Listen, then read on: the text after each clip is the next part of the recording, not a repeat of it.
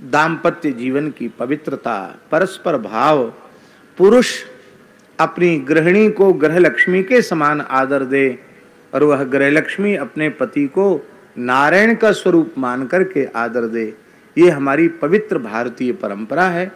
तो अपने जेठ का, ससुर का पर्दा करना, घूंघट करना, ये अच्छी बात है।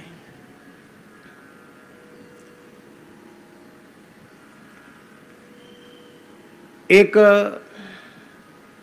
वैश्य परिवार की कन्या विवाहित होकर के एक जगह गई। पति सर्वथा अनुकूल था, सारी बात बहुत अच्छी थी, लेकिन कुछ काल बाद कन्या वहां से चली आई और उसके पिता माता ने कहा कि वो बड़ी दुखी हुई कि कैसे चली आई वहां से वापस।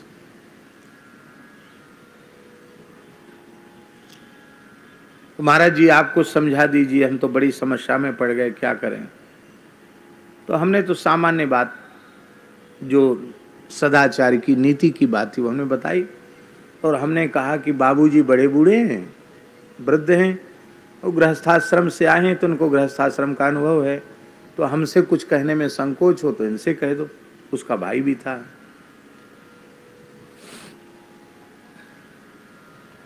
बाद में इन्होंने जब हमको बात बताई तो हमें बड़ी पीड़ा हुई। उस कन्या की पीड़ा का कारण ये था कि पति के ड्यूटी पर चले जाने के बाद ससुर ही कुदृष्टि करता था। जो ससुर था वो ससुर जो लगता क्या था, ससुर ही था, वो ससुर ही बहू को अच्छी नजर से नहीं देखता था। बहू क्या करे। हम आपसे पूछते हैं ये स्थिति क्यों आई। यदि पुरानी मर्यादा को हम मानते तो ये स्थिति आती? बोलो।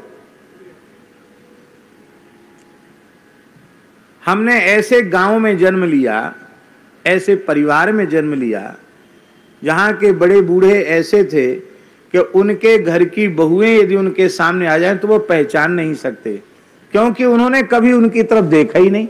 वो सदा घूंघट में, मर्यादा में, पर्दा में रही और उन्होंने उनको देखा ही नहीं, तो वो पहचानते नहीं कि हमारे घर की बहू है।